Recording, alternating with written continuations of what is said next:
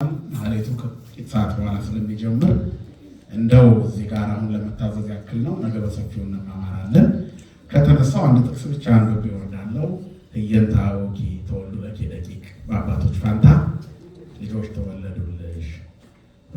ወትሰይምዮሙ መላእክተ ለኩሉ ምድር ወይዘክሩ ስመኪ ለኩሉ ትውልደ ትውልድ። ገዢዎች አለቆች አድርገሽ በምድር ላይ ሁሉ ትሾሚያቸዋለሽ፣ ስምሽንም ለትውልድና ትውልድ እየመሰከሩ ይኖራሉ። አባታችን ቅዱስ ዳዊት ስለ ጽዮን እመቤታችን፣ ስለ ጽዮን መጠጊያ ስለሆነችው ስለ ተዋሕዶ ቤተክርስቲያን የተናገረበት ነው። እንግዲህ ይሄ ስለ ቤተክርስቲያንና ስለ እመቤታችን የሚነገሩ የመጽሐፍ ክፍሎች በርካቶች ናቸው። አሁን እንግዲህ እግዚአብሔር ፈቃዱ ነው። እግዚአብሔር በትውልድ ውስጥ ለዘላለም እንደሚቀጥል የተናገረበት ነው።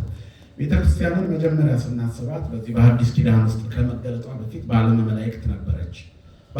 በአበው ልቦና ቆየች። በትንቢተ ነቢያት ስትነገር ስትናፈቅ ቆየች። በአዲስ ኪዳን በክርስቶስ ደም ተዋጀች፣ ተመሰረተች። አሁን እስከ ዓለም ፍጻሜ ድረስ ትቀጥላለች። በሰማይ ያለችዋ የእግዚአብሔር መንግስት መገለጫ ናት ቤተክርስቲያን። በምድር ያለች ሰማይ ማለት ነው።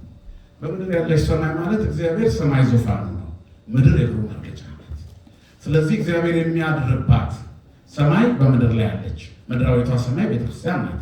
ልክ እንደዚሁ ደግሞ ቤተክርስቲያንን እግዚአብሔር በአካል በግዘፍ ቤተክርስቲያን ላይ ሲያደር በመንፈሱ በጸጋው በረድኤት ያድራል። በአካል በግዘፍ ግን ንጹሕ ማኅፀኗን ቀድሶ ያደረባት አማናዊት ጽዮን ድንግል ማርያም እናታችን ናት። ዛቲ ኢቲ ጽዮን ሀዳስ ሀገረ አምላክነ ፍስሐ ኩሎሙ ነቢያት ቅዱሳን። የነቢያት የቅዱሳን መደሰቻቸው ደስታቸው የሆነች ነቢያት በትንቢት ውስጥ ሆነ የሚደሰቱባት ሐዋርያት ዞሮ የሚያስተምሩለትን ጌታ የወለደችላቸው የስብከታቸው ሞገስ የሆነች ሰማዕታት እንዲታረዱ እንዲሞቱለት ክርስቶስን ሲከተሉት እናት ሆና ቅድሚያ የሰማዕታት እናት ሆና ሕይወቷን በሙሉ በሰማዕትነት ኖራ አሁንም ከኛ ጋር በአማላጅነት በቅድስና የማይለየን በአካል ቀድሶ ያደረባት ድንግል ማርያም ናት። ስሟ የተመሰገነ ይሁን። ስለዚህ ሰው ሁሉ እናታችን ጽዮን ይላል። ከዚህ በኋላ የምትጠራው ምድራዊቷ ሰማይ ድንግል ማርያም ናት ማለት ነው። እመነ ጽዮን ይብል ሰብ ወብእሲ ተወልደ በውስቴታ በውእቱ ሉል ሳረራ። ልዑል ራሱ የመሰረታት ሰው ሁሉ እናታችን የሚላት ጽዮን አለች። ስለ ጽዮን ሲናገር ሰው ሁሉ ይኖርባት ያድርባት ዘንድ በረድኤቷ ይመላለስ ዘንድ ያዛል። ለምሳሌ እግቱ አለ ጽዮን ይላል። ጽዮን በኢየሩሳሌም ያለች ከተማ ናት። ተራራው ብቻ ነው ብለን ካሰብን ክበቧት ሲል ምን ማለቱ ነው? ኢየሩሳሌምን ከተማ እያሰብን አንኖር። በከተማይቱ እመቤታችን ተገልጣለች። ከዛ በኋላ የሁሉ እናት የሆነች ጽዮን ናት። ኢየሩሳሌም ገና ፍልስጤም ራሳቸው እየተጣሉባት የእኛ ናት የሚሉባት ዙሪያዋ መከራ የማይለያት ናት። አማናዊቷ ኢየሩሳሌም ጽዮን ግን ወንዱን ልጅ ወልዳ ለኛ የሰጠች የፍጥረት ሁሉ መጠጊያ የምሕረት እናት ንግሥት ድንግል ማርያም ናት። ስለሷ ነው በአባቶች ፋንታ ልጆች ተወለዱልሽ ይላታል። ራዕየ ዮሐንስ ምዕራፍ 12 ላይ በሰማይ ታላቅ ምልክት ታየ ይልና ብእሲት እንተ ትለብስ ፀሐየ ወወርኅ ገሪሃ ወዲበ ርእሳኒ አክሊል ዘአሰርቱ ክልኤቱ ከዋክብት ይላል። እነሆ ትልቅ ምልክት በሰማይ ታየ። በሰማይ በታየው ምልክት ላይ ሲናገር አንዲት ሴት ነበረች፣ ፀሐይን የተጎናጸፈች ናት። ፀሐይ ለዓለም ሁሉ የሚያበራ ፀሐይ ነው። ፀሐይ ጠዋት ወጥታ ማታ ትጠልቃለች፣ ግን የማይጠልቀውን ፀሐይ የለበሰች ነው። ድንግል የተጎናጸፈችው የማይጠልቀው ፀሐያችን እኛን የዓለም ብርሃን ሊያደርገን የመጣ የማይጠልቀው ፀሐይ ክርስቶስ ኢየሱስ ነው። ፀሐይ ጽድቅ አርያማዊ ዘበንጽ መራዊ ይለዋል ውእቱ ኢየሱስ ክርስቶስ። የንጽህና ሙሽራ በአርያም ያለ ፀሐይ ክርስቶስ ነው። ለፍጥረት ሁሉ ያበራ አንዴ ከወጣ የማይጠልቅ ለዘላለም በቅዱሳን ላይ አድሮባቸው የሚኖር እያበራባቸው የሚታይ እውነተኛ ብርሃን ክርስቶስ ነው። ስሙ የተመሰገነ ይሁን። በጨለማና በሞት ጥላ ስር ለሚኖሩ ሰዎች ሁሉ ይወጣላቸው ብርሃን፣ ለፍጥረት ሁሉ የሚያበራ ብርሃነ ጽድቅ እግዚአብሔር ለኩሉ ሰው ዘይመጽእ ውስተ ዓለም። ለሰው ሁሉ የሚያበራው ብርሃን ወደ ዓለም ይመጣ ነበር።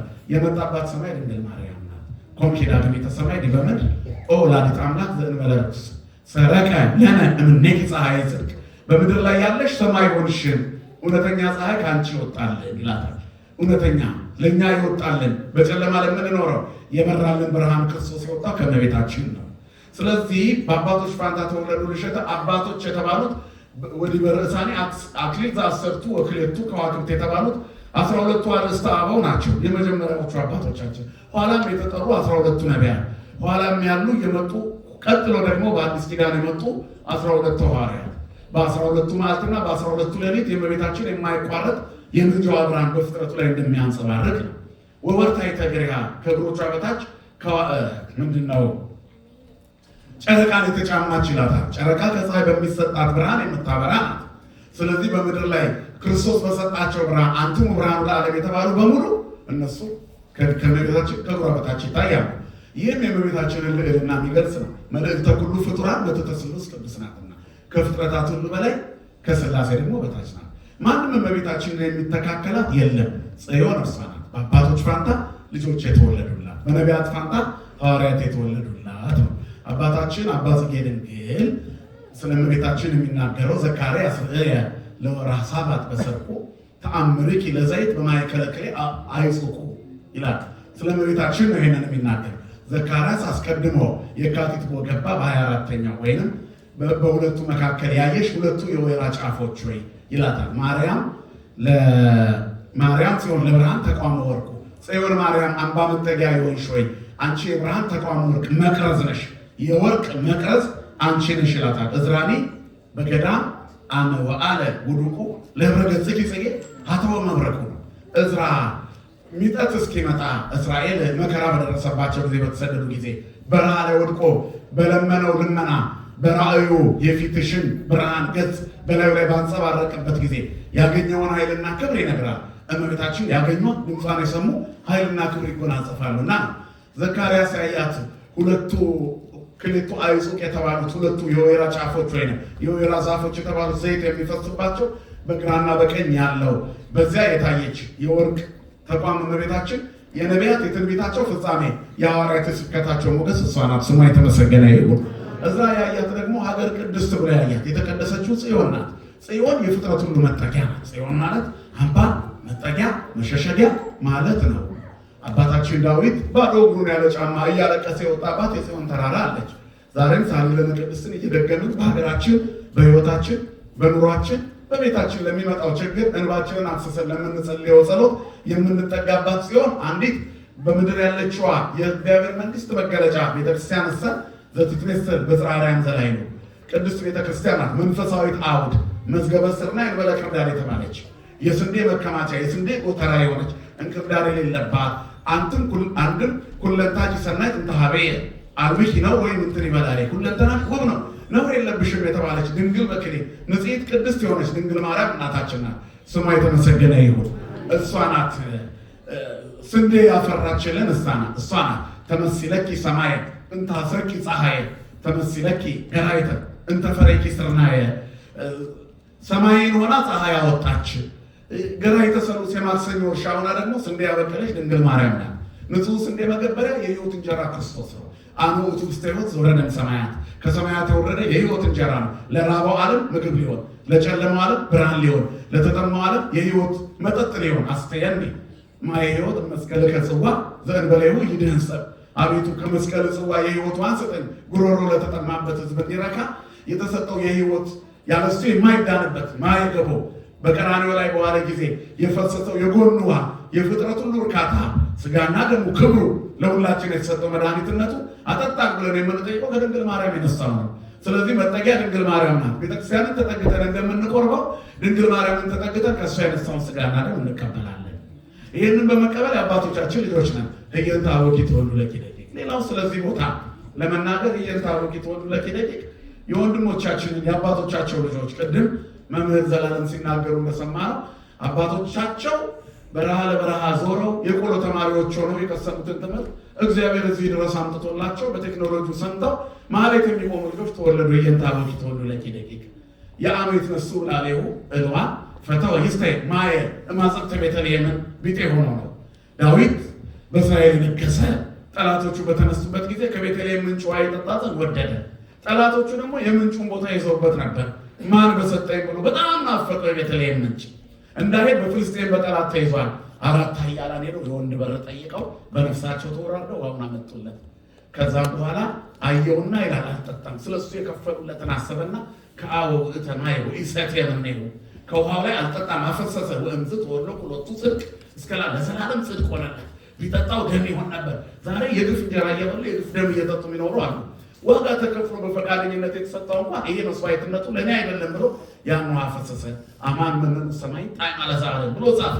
አባታችን አባ ኤፍሬም ሶርያዊ በውዳሴ ማለት ሰማዕታት የዚችን ዓለም ጣዕም በእውነት ናቁ። ከቤተልሔም ምንጭ ለማምጣት የማን ወዳጅ ይጠማል ብለው ሄደው አመጡለት። የማን ንጉሥ ተርቦ ማን እየጠጣ ይኖራል ብለው ተወራርደው አመጡለት። ልክ እንደዚሁ ደግሞ የማን ልጆች ይራባሉ፣ የማን ልጆች ይጠማሉ። የቅዱስ ያሬድ ልጆች በአሜሪካ የተወለዱትን እግዚአብሔር ደጉ አምላክ እዚህ ድረስ ምግቡን አመጣላቸው። ባለ ምሕረት ኪዳኗ ድንግል ማርያም እናታችን በምልጃዋ ቃጣይሟን በአንደበታቸው ፍቅሯን በልቦናቸው አሳድራ የሚዘምሩ ልጆች ተወለዱ። ህየንተ አበኪ ተወልዱ ለኪደቂ ክርስትና ይቀጥላል። የእመቤታችን ማማላጅነት ይቀጥላል። መንፈሳዊነት ይቀጥላል። የሚቋረጥ ሃይማኖት የለንም። አንድ ቦታ ሲከፋን በሌላው ቦታ ያምርብናል። ከአንዱ ሀገር ሲያሳድዷቸው ወደ ሌላው ሀገር ይላል። አሁን ሀገራችን ላይ ያው እንደምታዩት ነው። የክርስቲያኖች ደም ፈሶ አላልቅ ብሏል። እግዚአብሔር ደግሞ እዚህ ሌላ ክርስቲያን እያበቀለ ነው። ክብርና ምስጋና ለስሙ ይሁን። በዚያ የሚሞቱትን ሰማዕታት አድርጎ ይቀበላቸዋል። ታዲያ ማን ይተካል ሲባል ዓለምን ሁሉ በክርስትናው ሊከድን የእመቤታችን ክብር ከፍ ሊል እዚህ ተወልደው በሌላ ቋንቋ ውስጥ አድርገው ግን ቅኔ የሚቀኙ አቋቋም የሚያዜሙ ምጣን የግራና ቀኝ ድሽ የሚያነሱ አንገርጋሪ የሚሉ የሚሰሙ ሰዓታት የሚቆሙ ከበሮ የሚመቱ የሚያሸበሽቡ የሚዘምሩ ክብሪት ዕጣን ሞገር የሚያደርጉ የሚያቀርቡ ሊቃውንትን እግዚአብሔር ከዚህ ማብቀል ጀምሯል። ለእግዚአብሔር የሚሳነው አለ እንዴ? ስለዚህ ለቤተክርስቲያን ልጆች ገና ይወለዳሉ። ከኛ የሚጠበቀው በሳልነ ቅድስት መኖር ነው። ተጠግተዋት እነ ዕዝራ ገና በኦሪት ውስጥ ሆነው እመቤታችንን አዩዋት። እምሩቅ አዩዋት ገና ከሩቅ ዕዝራኔ ላይ እምሩቅ ከመማይቶት አየይቲ ዛቲ ታስተርኢ እምሩቅ ከመማይት እንደ ከሩቅ የምታበራ እቺ ማናት ብለው በርቀት አዩዋት። አባታችን ሶሎሞንም አያት። መንሩኢቲ ዛቲ ተትሄቡስ ከመቆ ወብሬት ከመፀሐይ ወሰናይት ከመወር ሁረታት ያዘ መንግስት ከመስራት ይላታል። ዓላማ ይዞ እንደተሰለፈ ሰራዊት የምታበራ የምታስፈራ እቺ ማናት? ከጨረቃ የደመቀች ከጨረቃ ያማረች የተዋበች የደመቀች ከፀሐይ የምታበራ ይህቺ ማናት? መኑ ይእቲ ዛቲ እንተ ትሄብ ከመጎ እንደ ማለዳ ብርሃን የምትጎበኝ ማናት ብለው አባቶቻችን እነ ሶሎሞን አስቀድመው አዩዋት። ዳዊት ወለተ ያላት፣ ሶሎሞን እህቴ ያላት። ዕዝራ ደግሞ ገና ከርቀት ሀገር ቅድስት ብሎ ከርቀት አያት። ሰላማዊት ቅድስት የሆንን ተመለከታት። ዘካርያስ ደግሞ በሁለቱ ግራና ቀኝ በወርቅ መቅረዝ መካከል ግራና ቀኝ ያለች አይጹቅ የወይራ ዘይት በሁለቱ ጫፎች የነቢያት የትንቢታቸው ውጤት የሐዋርያት የስብከታቸው ሞገስ አድርጎ የወርቅ መቅረዝ አያት። አያችሁ፣ በዚያ ብርሃን ውስጥ ተመለከተ። መቅረዟ እመቤታችን ናት። ማኅቶተ ክርስቶስ ነው። ለዓለም ሁሉ ያበራ ዘይቱ ረድኤተ እግዚአብሔር ነው። በምግባር በትሩፋት ክርስቲያን ሲበለጽጉ ስለ ምግባር ዘይት ከውስጣቸው ይፈልቃል። ያለ እግዚአብሔር ረድኤት ምንም ማድረግ አይቻልም። ያለ እኔ ምንም ልትሰሩ አትችሉም ይላል። በዚህ ሁሉ ውስጥ ግን ከርቀት የምትታየው የአዲስ ኪዳኗ ብርሃን ከመማይቶት የምትታየው እንደ ማለዳ ብርሃን የምትጎበኘው ይህቺ ማናት ብሎ ሰሎሞን የተናገረላት እናታችን ናት። እሷ እንግዲህ አባቶች አስቀድመው አይተዋታል። ወዲህ በረሳኒ 10 ወክሌቱ አክሊል 10 ወክሌቱ ከዋክብት 12 ከዋክብት ሆነው አባቶች ታይተዋል። እንደገና ወርታ የተገሪሃ ህየንተ አበኪ ተወልዱ ለኪደቂቅ እነ ዳዊት ሲያመሰግኗት ከርቀት ሲመለከቷት የኖረች ድንግል ማርያም ሐዋርያት የስብከታቸው ሞገስ ሆና ሲያመሰግኗት ኖሩ። በዚህ ብቻ አላከተመም። ሊቃውንት ተነሱላት። ስለ እሷ ሲመሰክሩ እነ ንስጥሮስን ሲያሳፍሩ ኖሩ። ዛሬም በሰይፍና በእሳት ውስጥ እያለፉ በብዙ መከራ ውስጥ ሆነው በፈታኝ ዓለም ውስጥ ሆነው የሚያመሰግኑ ልጆች ተወለዱላት። ህየንተ አበኪ ተወልዱ ለኪደቂቅ ትውልዱን ያስቀጥልልን። መድኃኔዓለም ዋዜማችንን ይቀበልልን። ለሥርዓተ ማኅሌቱ ለበዓለ ንግሥ ያብቃን። ይቆይ። መስዋዕት ለእግዚአብሔር።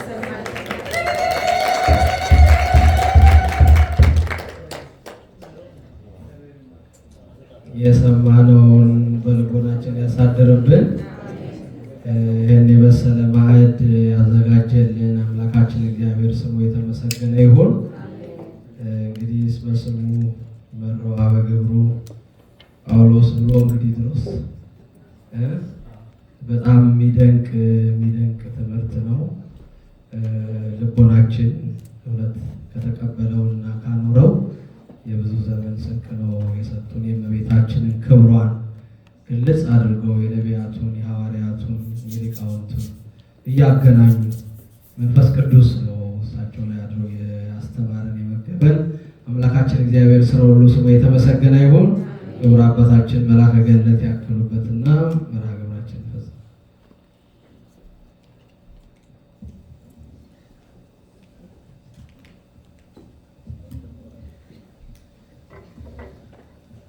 አምላካችን ክብሩ ምስጋና ይግባው።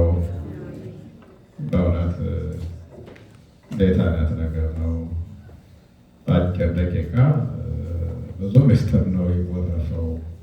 ብዙ መልእክት ነው ያስተላለፉት መምህራችን በየርዕሱ በየጊዜው በጣም ለብዙ ሚበቃ እና አስገራሚ ነው። የእግዚአብሔር ቸርነት እንዲያው ቃለ ሕይወት ያሰማልን። ዛሬ የምናመሰግነው እግዚአብሔርን ነው፣ ነገም እሱን ነው። ምክንያቱም ምዕመናን እነዚህ እንግዶቻችን እናገኛቸዋለን ብለን ብዙ እኮ አንገምትም። የእሱ ቸርነት ሆኖ ነው። ያው ለማስተዋወቅ አይደለም፣ ሁላችሁ ስለምታውቋቸው ስናፍቃቸው ነው የምንኖረው። እንዲህ አይነቱ ትልቅ መምህራን አገር ሁሉም የፈልጋቸውን እስከዛሬ ሰሞኑን አልነገርናችሁም። አሁን ለምን እውነት ይሳካ ይመጡልን ይሆን እውነት ደርሶ ይሆን የሚል ስለነበር የእግዚአብሔር ፈቃድ ሆነው እስከሚመጡ አልነገርናችሁም። አሁን ግን አይታችኋል። እግዚአብሔር የተመሰገነ ይሁን። በድጋሚ ለሌሎች ነገሩ በቃ ምሽቱ ደግሞ በነገው ዕለት ሰሞኑን እንዳያመልጠን እንዳይቀርብን እንድንጠቀም ለወገኖቻችን ሁሉ ማስታወቂያ ሆኖ ነገሩ ፈቃደ እግዚአብሔር ይሁን። መሀላችን ያው ቅድም እንደተገለጸው መጋቤ ሃይማኖት እንዳሉት ልሳነ ክርስቶስ መምህር ጳውሎስ እዚህ ሲኖሩ ለመላከ ሰላም ቀሲስ ወንደሰን እዚህ ሲገኙ ደግሞ ዛሬ ሌላ አዲስ እንግዳ መሀላችን ታላቁ ሊቀ ጠበብት ልብሰ ወርቅ አሉ መሀላችን። የቅኔው መምህር፣ የዜማው መምህር፣ ሌሎችም አባቶች ከናሽቤል ከካንሳስ ይኸው ትልልቆቹ አባቶቻችን እየነዱ እነሱም ተገኝተውልናል። ገና ይቀጥላል። በነገራችን ላይ ሌሊት የሚደርሱ ካህናት ተነስተዋል። ከሩቅ ጉዞ እያደረጉ ነው። ረጅም ጉዞ ነው። እንዲያው ምን ይሻል የሆነ ብለን እኔ በጣም ጭንቅ ብሎ ያለሁት እግዚአብሔር በሰላም ያደርስልን። አንቀርም አሉ። ኧረ ይመሽባችኋል፣ ረጅም ነው ጉዞ መንገዱ ሁሉ ለማለት ሞክሬ ነበር። ቢመጡ ደስታችን ነው፣ ክብራችን ነው በብዙ እግዚአብሔር ይመስገን። ነገር ግን ጉዞ አድካሚ ስለሆነ ካህናት፣ መምህራን የእሳቸውን ደቀ መዛሙርት መምህራችን የት ናቸው ሲባል እዚህ እኛ ምን ሄዳለን ብለው ተነስተው ከ10 በላይ ደቀ መዛሙርቶቻቸው እና ሌላ ደብር መርጌታ ሌላ ካህን ነገር እናስተዋውቃቸዋለን ጉዞ ላይ ናቸው። ምን እንበልኛ እግዚአብሔር በሰላም ያደርሳቸው በሰላም ያምጣልን እና ሌሊት አገልግሎቱ አለ። ነገ ትምህርቱ፣ ዝማሬው፣ ቅዳሴው ሰፊ ነው እና በእውነት እግዚአብሔር ይመስገን ዛሬ እነሱ እዚህ ሲሆኑ በትልቁ እኛ እንጠቀማለን። ቤተክርስቲያናችንን ዓለም በሙሉ ነው የሚያየው። ኦርቶዶክሳውያን በሙሉ የት እንደሆኑ ስለሚታወቅ እና ማህሌቱን ሊቀጠበት የሚሉን እነዚህ ሁሉ አገልጋዮች ቀድመው የሚመጡ ከሆነ ቀድመን ብንጀምረው ይላሉ። ትመጣላችሁ እንዴ? ትመጣላችሁ? እነዚህ ሁሉ ዲያቆናቱ አገልጋዮቹ ካንሳሶች ናቸው ቢሎችን እና ደብረ ናዝሬቶች የእኛም ልጆች ምዕመናን ትመጣላችሁ?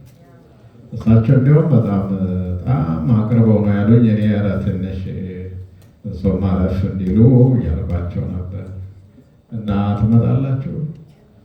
የምንፈቅድላቸው አሉ። ለጠዋቱ አገልግሎት ልሳነ ክርስቶስ ቢያርፉና ቀኑን አስተምሮን ደስ ይለናል።